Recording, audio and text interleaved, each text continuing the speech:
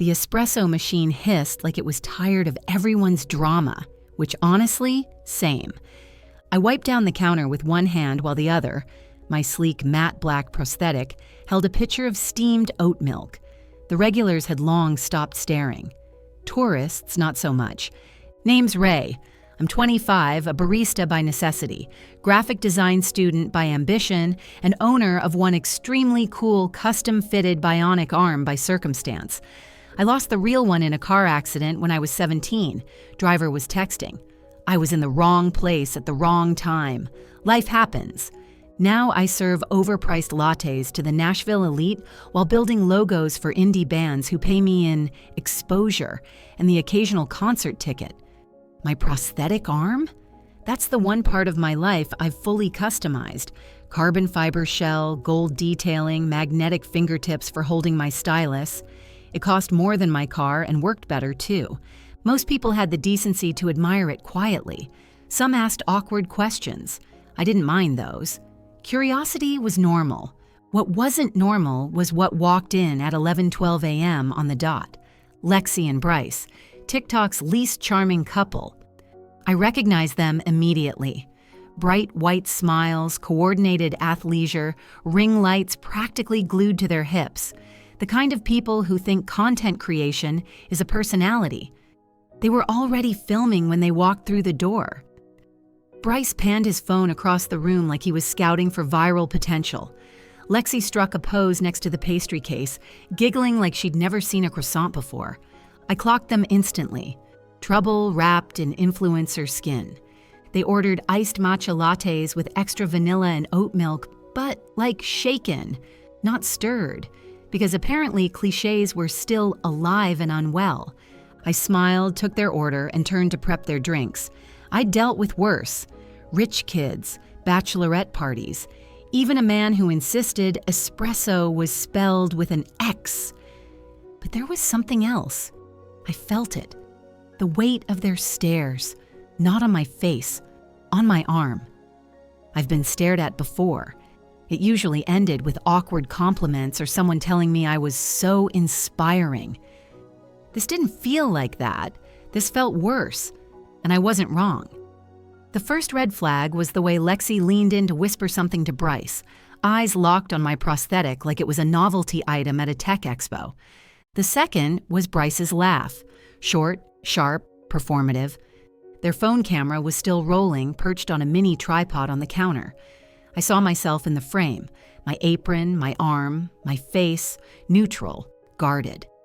I handed them their drinks. One iced matcha, extra vanilla, shaken like your dad's third martini. I said it sweetly, sarcasm laced with a smile. They didn't get it. "Oh my God, your arm is so cool," Lexi gushed, her voice syrupy and loud enough for the mic. "Like, is it real?" "It's a prosthetic," I replied evenly, wiping the counter. "So yeah, real enough." She reached toward it, and I stepped back instinctively. "Please don't touch."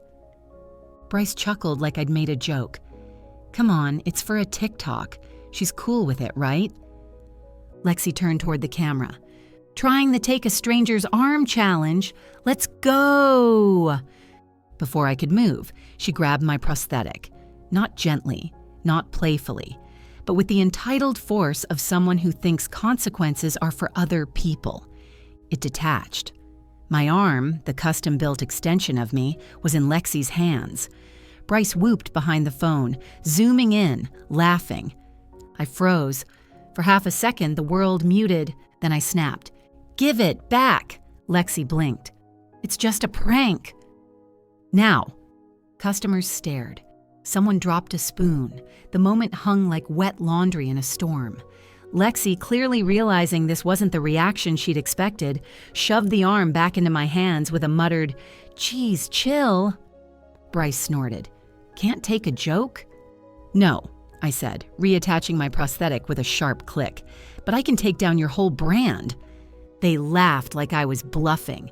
They shouldn't have, because by the time I cleaned the counter and restarted the espresso machine, I already had their names, their handle, and the full video saved to my phone.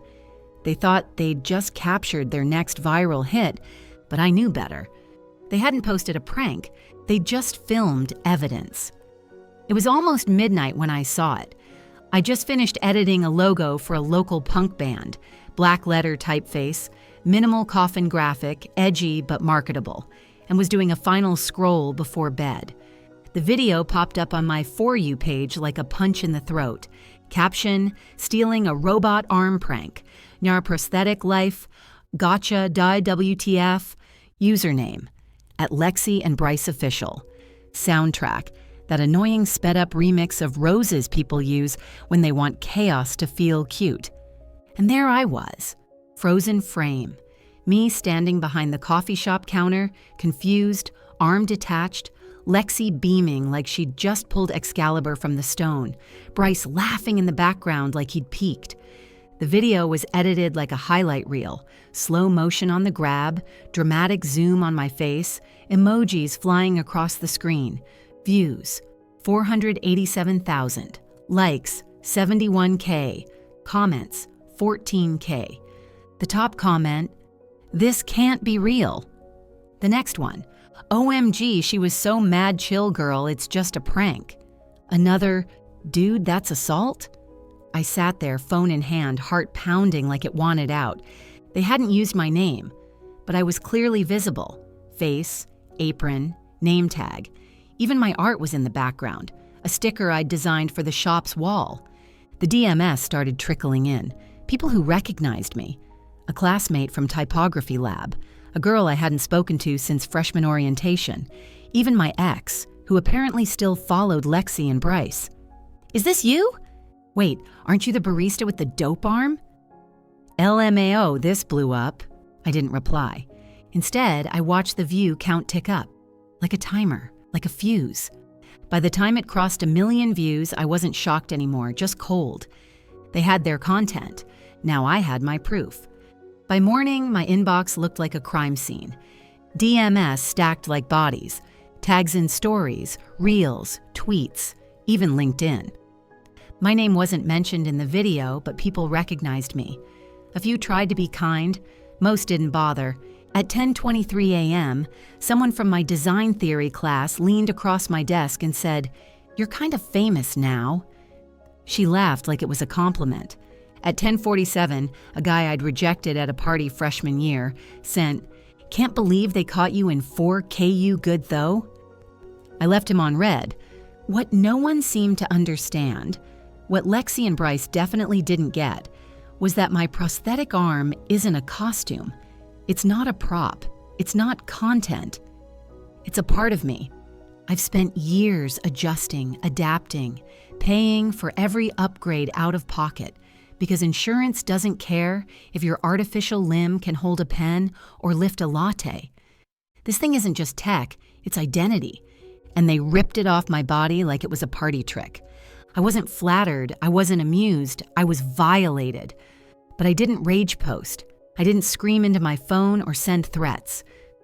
I opened my laptop, pulled up every screenshot, every DM, every tag, downloaded the video before they could delete it, started a folder called Prank Lawsuit Evidence. Then I called Nina, my mom's best friend and a litigation lawyer with a specialization in ADA violations. She'd always said, "If someone messes with you, call me before you call the police." I called her. Then I opened TikTok, set up my ring light, adjusted the framing, and pressed record. "Hi, I'm Ray. You might have seen me in a video that's going viral right now, the one where my prosthetic arm is stolen. Just a prank, right? Let's talk about that." I didn't raise my voice. I didn't cry. I didn't beg for sympathy. I told the truth, and then I hit post. Let the internet decide. By noon, I'd turned my tiny bedroom into a legal war room. Laptop open, phone charged, iPad on standby. I'd already downloaded the original video in HD, ripped the audio, and saved 3 different screen recordings, just in case they tried to wipe it. Every comment that mentioned me, even vaguely, was screenshotted. Every DM that laughed, mocked, or threatened got logged. Every person who said, "I know her," saved. Lexi and Bryce had posted a second video calling it the Prosthetic Prank Saga, like they were doing a 3-part series. I downloaded that one too, along with the replies. People had started arguing in the comments, some defending me, some saying I should have taken the joke. There's always a crowd willing to make a woman feel small for demanding basic respect. But I wasn't shrinking. I created a spreadsheet, yes, an actual spreadsheet, of damages, time lost, emotional distress, lost wages, estimated impact on future clients. Then I got serious. I pulled up my prosthetics purchase history. The arm had cost $28,964, not including follow-ups, adjustments, or the replacement socket I needed after year 2. Insurance had covered 40%. I paid the rest. They'd yanked it off my body like it was a party favor. I attached the invoice and serial number to the file, took photos of the arm, not staged, just factual, medical device, custom fitted, not a toy. Then I called Nina. She picked up on the first ring. Someone did something stupid, didn't they? You have no idea, I replied. By 3 p.m., I'd sent her the folder. She read through everything and said, "Oh, they're cooked. You want to sue or you want to scorch the earth?" I told her both. She told me to keep gathering, be methodical, be calm, be thorough. I hung up and looked at myself in the mirror. No makeup, hair tied back, prosthetic glinting in the sunlight coming through the window. They thought I was a joke, a viral moment. They had no idea who they'd just messed with. I filmed the TikTok in one take. No edits, no background music, no filters. Just me, sitting on my bed, natural light across my face, calm voice, eyes locked on the camera. "Hey, my name's Ray. I'm the girl from the robot arm prank video that's making the rounds." I paused for half a second. Let the silence breathe. They thought it was funny. I call it assault and theft. I didn't get angry. I didn't need to. Anger is expected. Anger can be dismissed. But a calm woman with evidence? She's dangerous. I laid it out point by point. That the prosthetic was a $29,000 medical device. That removing it without consent wasn't a prank. It was physical interference. That mocking disabled people for clicks wasn't edgy. It was illegal. I showed stills from the video, blurred my coworkers' faces, kept it professional, unshakable. I ended with, "This isn't about cancel culture, it's about accountability. Actions have consequences, even for influencers." Posted it, turned off my phone, went for a walk, bought myself a donut from the corner bakery. Didn't even look at my screen until 3 hours later. 2.1 million views, over 300,000 likes, direct messages from disability rights advocates, lawyers, journalists. The top comment? Her voice, her calm. She's about to end them. Someone else. This is what real power looks like, not screaming, just receipts. By midnight, my video had more views than the original. Lexi and Bryce's comments section turned into a battlefield. Brands tagged, sponsorships questioned. I didn't gloat. I didn't celebrate. I documented. Because the storm wasn't over. It was just beginning. It didn't take long for the internet to flip the switch. By the next morning, my TikTok had crossed 4 million views. 10 major commentary creators had stitched it. Each one angrier than the last. "This isn't a prank," said one. "This is the digital version of bullying a disabled kid in the cafeteria and calling it content." Another broke it down like a court case, analyzing the legal implications of removing a prosthetic without consent.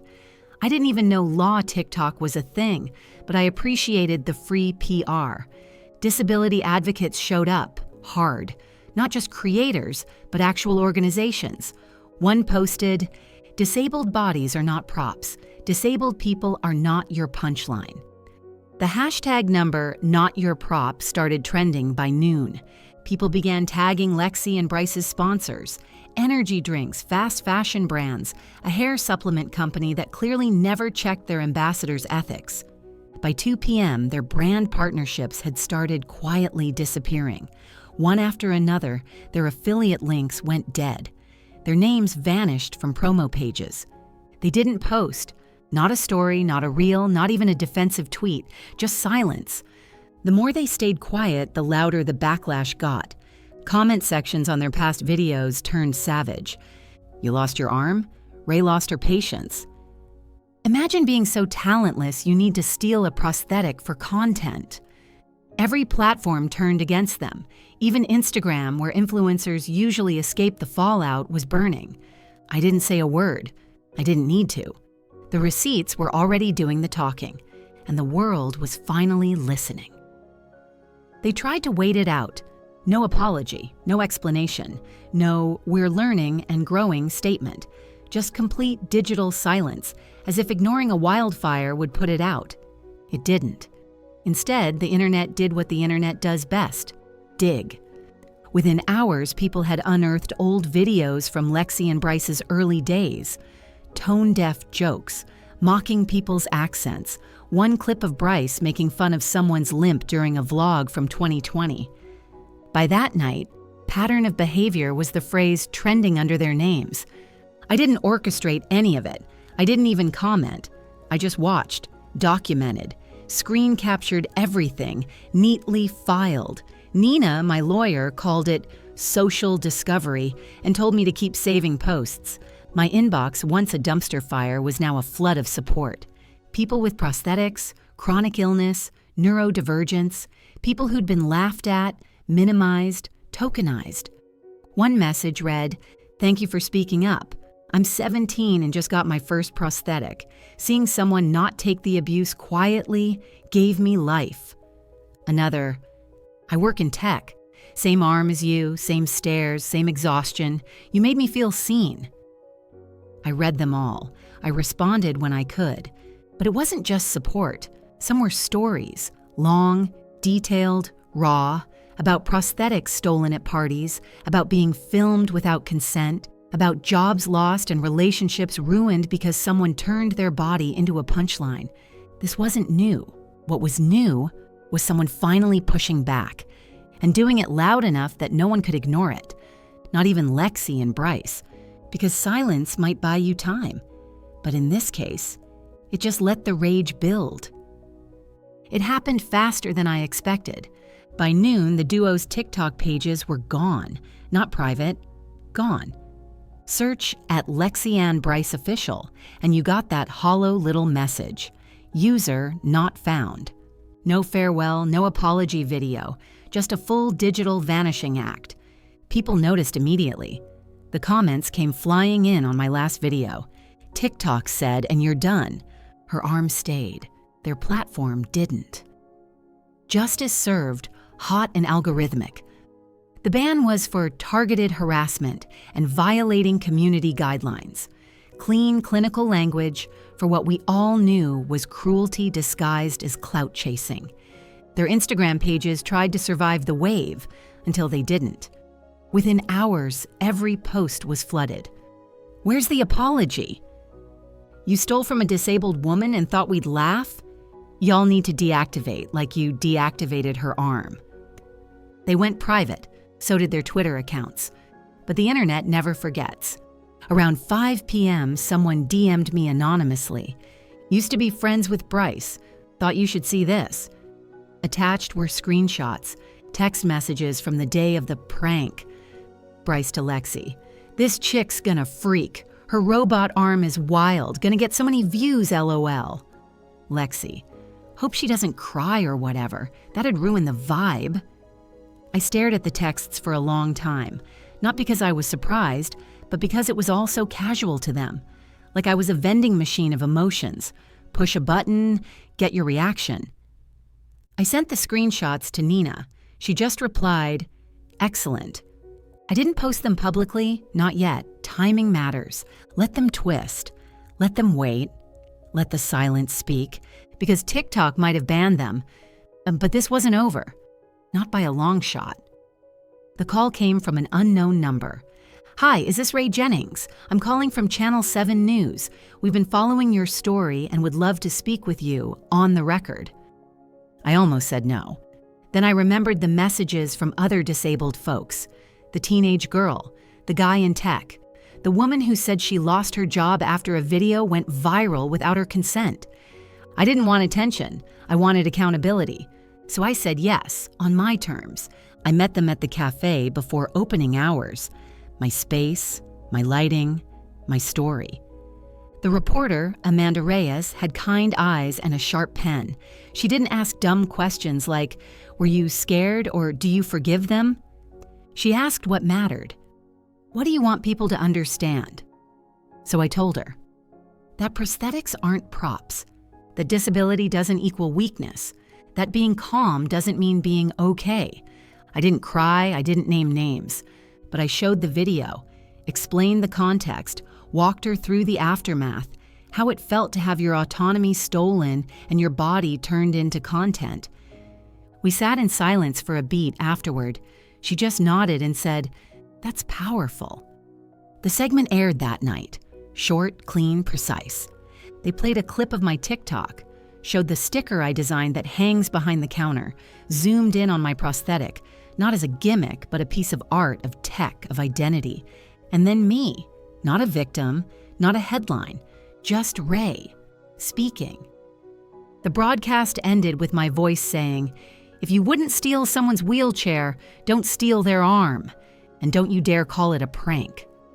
The clip went viral, again, but this time it wasn't entertainment. It was a warning and a reckoning. The segment aired at 6 p.m. sharp. By 6:17, it was on Twitter. By 6:45, it had crossed state lines. An advocacy group in Chicago reposted it. Then another in D.C. A disability rights lawyer stitched my TikTok with clips from the broadcast, saying, "This is what dignity looks like. This is what the internet needs more of." My inbox turned into a tidal wave. Not just followers, allies, people offering support, stories, amplification. Within 24 hours, the clip had reached CNN's web coverage. By the end of the week, it hit the front page of Reddit, nestled between celebrity scandals and economic forecasts. I didn't trend because I cried. I didn't trend because I yelled. I trended because I told the truth, with receipts, grace, and zero interest in becoming anyone's pity project. And that truth had weight. People saw Lexi and Bryce for what they were, not content creators, not pranksters, just two opportunists who finally bet on the wrong victim. Their response came late. A Notes app screenshot posted to Lexi's Instagram story. White background, black text, lowercase, "We're sorry if we offended anyone" energy. "We didn't mean any harm. We're still learning. We've taken time to reflect." No video, no real accountability, no mention of me by name. They turned comments off, again. By then, no one cared. The apology was too soft, too sanitized, too late. I didn't respond. I didn't need to. The world already had. Because the segment wasn't just viral, it was a shift. And I had stopped being the girl from the robot arm prank video. I had become something else entirely. Funny how fast brands pivot when public opinion changes. 3 weeks ago, I was an unpaid barista with a side hustle and a prosthetic arm that cost more than my rent. Now? My inbox read like a marketing agency's dream board. A design software company offered a collaboration on accessibility features. A tech startup wanted me to consult on user interface for adaptive devices. A prosthetic company, the same one that built my current arm, reached out directly. "We'd love to sponsor your upgrades," they said, "maybe even feature your story in our next campaign." I said yes, not all at once, not recklessly, but with intention. Nina helped me vet contracts. I kept my boundaries clear.